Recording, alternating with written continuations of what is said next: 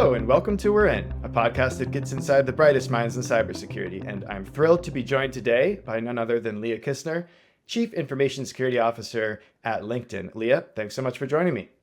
Thanks for having me. So we'll jump right into it. You started your career in experimental robotics. How exactly did you come to move into the cybersecurity field? Well, for one, I was doing a lot of soldering in very poorly ventilated research labs, and I decided that it was probably a good idea to do something else. So I looked around. I was an undergrad at the time, and though I got to do a bunch of cool things, I got to work on a Mars rover, I got to work on reconfigurable modular robotics. Looked around, I was taking all math and CS theory classes, and I was like, what do I do with this? And cryptography uses the most beautiful math, just absolutely gorgeous. I would not have believed you at the time if you told me how much time I was going to spend on global geopolitics as part of my job. I can imagine. Also, brief aside, you mentioned cryptography, crypto. Does it stand for cryptography or cryptocurrency? That's the age-old debate. Cryptography. Cryptocurrencies are currencies, right? They are not all cryptographic applications. But I will make a deal.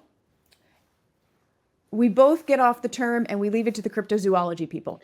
The cryptozoology people out of left field. Okay, well played. I'm on board with that. I think you can unite the crypto, the two or more crypto communities around that. So I wanted to ask, speaking of some of your mathematical background and the analysis that you bring to these roles, you've mentioned before that a quote, perverse metric, it was a term that I was unfamiliar with before I started doing some research for this podcast.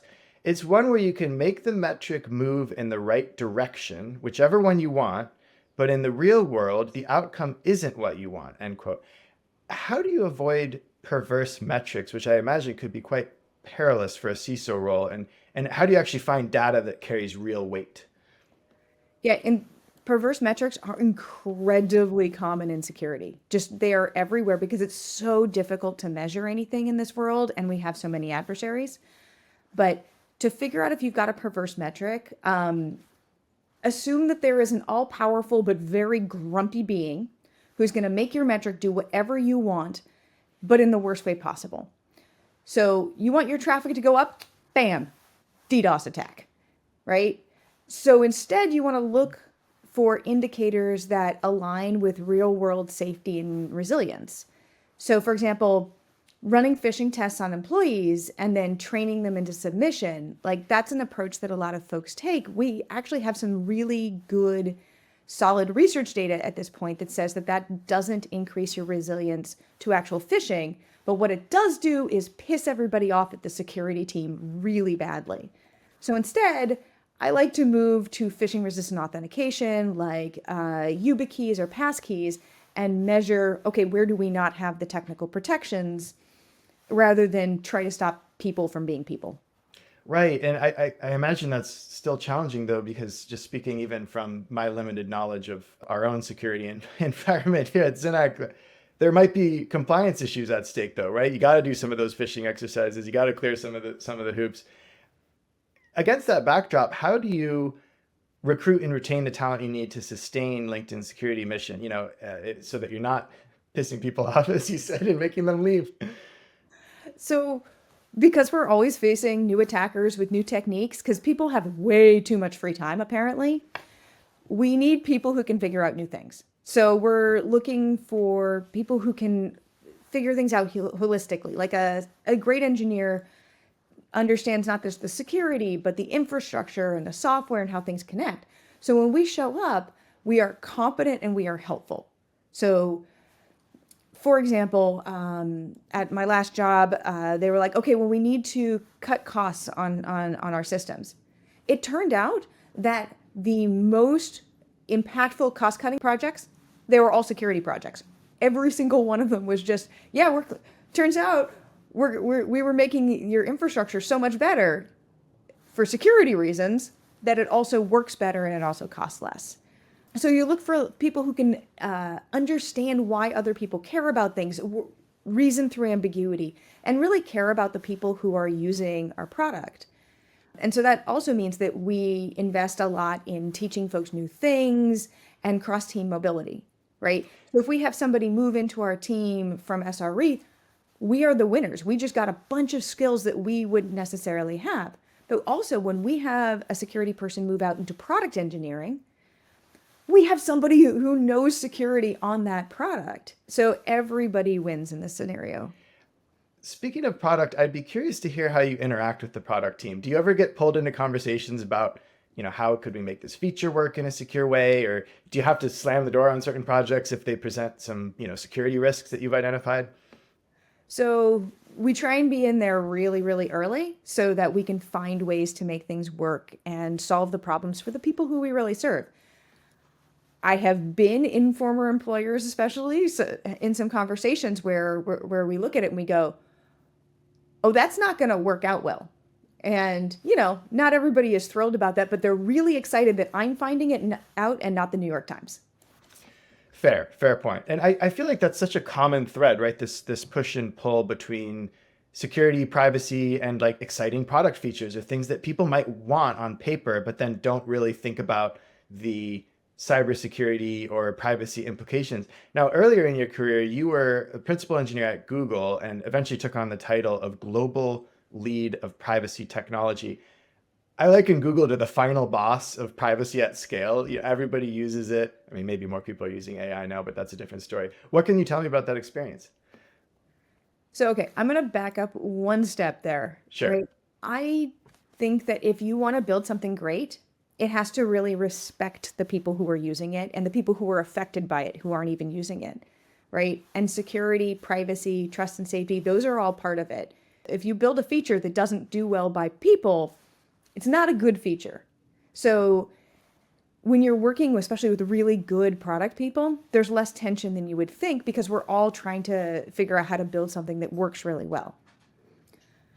Now, Google, not boring, right? Privacy and engineering and security overlap very, very heavily because in all of these, we're trying to make sure that we have a system that does the right thing for the people who use it, even in a world where things don't always work properly. But even the simplest sounding promise that you're making to people can be very hard to keep at scale. So for example, have you ever tried to make sure the data is deleted from a large scale system? It's way more complicated than it sounds, right? Because people are like, okay, I go to the database and I delete it and then it's gone, right? Right? No. Right? No, because there are caches for speed all over the place, or there's computations that take literally days and they have little bits of data all mixed up in them. There are multiple copies of data because nobody wants to lose your email or your baby pictures. On top of that, you have just like 17 million systems going on in a large company, and you need to make sure you're cleaning it out of all of these different places. And when you delete data out of a database, databases have extra copies of your data in it just because that's part of how the database works. So you end up with this incredibly complex cross between a cat wrangling problem and a technical challenge. Right. Not to mention legal lurking over your shoulder, I'm sure, being like, okay, is this actually ironclad or is what you're doing really, really deleting this? So it's not quite as simple as just dragging a file to the trash bin on your Mac, it sounds like. I've gotten the luck to work with a bunch of amazing lawyers, and the ones I've worked with for a while, they appreciate an amazing dashboard because they're like, I know this is so complicated. How do I, can we go and check that it's still working all the time? Which, with my SRE hat on, I agree. We should be checking this stuff all of the time. And it's also really tricky because there are a lot of compliance frameworks. They're changing really rapidly. Nobody really knows what's going on with the new ones, and we're trying to work our way through it. And people are also different, and what it means to have good privacy is very different for different people, which I think we all tend to go, well, what works for me? But that may not be the same thing that works for you. So part of what I did at Google was spending a lot of time thinking with engineers, with lawyers, with civil society people, with regulators, not so much with regulators, but what does it actually mean to have a system that does a really good job by privacy? And how do you really make something work for people in a world that's very complicated, right? I had a conversation with somebody where they're like, well, can we delete the data instantly? And I had to explain that the speed of light actually says no. I like that technicality, but absolutely correct. Even in the best case, that's not going to be instant. There's still going to be that response time and that lag of however many hundreds of thousands of miles an hour it is. So applying some of this to LinkedIn, there's some really interesting LinkedIn features. You mentioned everybody kind of has their own definition of privacy. They're like privacy and security appetites, right? In a way. And I'm thinking of features like the recent verified on LinkedIn partner program, the ability to show that you're open to work without tipping off your direct colleagues in your organization. So like shutting off some of that. Obviously, that's not going to fit everybody's privacy appetite, but you want to make sure these features are being implemented in a way that people trust and use them and get the most out of them. How do you strike that balance when everybody's personal feelings about the matter are going to be so widely varied? Yeah, it's really tricky and it requires a lot of sitting down, especially really, really early in the design and thinking through where are the trade-offs, how do we serve different people? And not every feature is right for every person, which is why we want to make sure that people can make the decisions that they need to make for themselves because they know their situation better than I can ever possibly do. That's a really good point. And before heading up security at LinkedIn, you were over at Lacework, and I wanted to just highlight something that you wrote there that I found was really interesting. Quote, the role of the CISO isn't just about protecting assets, it's about caring for the organization's people, end quote. I've heard plenty of CISOs talk about securing the human element. I mean, we even touched on it earlier a little bit, but not so many actually use the word caring. What's behind that word choice? So security is very, very deeply human. So yeah, we defend infrastructure. I spent a lot of time as an infrastructure engineer, but our mission is to protect people, their jobs, their data, their trust. And if you treat security like a purely technical function or as a series of checkboxes, you're going to miss that, right? You're not solving problems unless you're solving them for real people. And you really do have to feel the impact of that to make good decisions about it. And also, care means creating a culture where people feel safe to report issues, to ask questions, to learn, to grow. And I think that comes down to everyone has something to teach and something to learn. So you have to have that culture of empathy and responsibility. It's not a mechanical function. That's a really good point and so important, and it can't be overlooked in building today's security cultures. Speaking of which, I know you also pointed out that 2 in 3 security leaders report their teams lack the necessary skills to protect against modern threats. Thinking of AI here a little bit, I know we've gotten this far in the conversation and have only kind of flicked at AI. How is that changing the skill set needed? How is that changing the game for you and your teams? So in terms of skill set, like I said, I want to hire people who can go figure new things out. So we're still looking for that. We're still looking for that skill set. It's another tool to put in the toolbox, both for us and for our attackers, right? I'm lucky enough to have been at companies where people have been throwing AI based attacks at us for years and years. So this is a little bit less of a surprise to me. They're better now, but what they are is more democratized. You're going to get a broader range of actors with better attacks. And there are some places where it's changing the game for defenders. Some of that is things like being able to answer questions. I work with so many people who care a lot about security, but they don't know everything. I don't know everything about their team. They don't know everything about mine. There's a reason why we make teams to solve problems. And so we're able to answer their questions a lot faster. And we also can use it to try to find patterns in data better, which is good when we have a lot of extremely inventive attackers.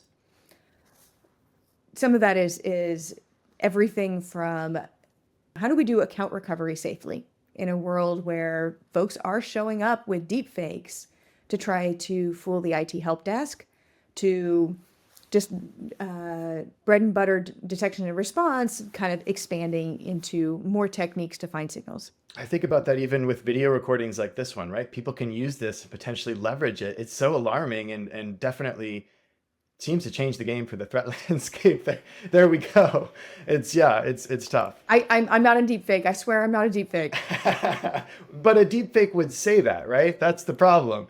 No, I also wanted to circle back quickly to something that you mentioned earlier, which I think is so important in security, of some of the benefits, and talking about even efficiencies that can be realized, different outcomes that can be achieved through your role as CISO and through an effective security function, other than just avoiding breach, right?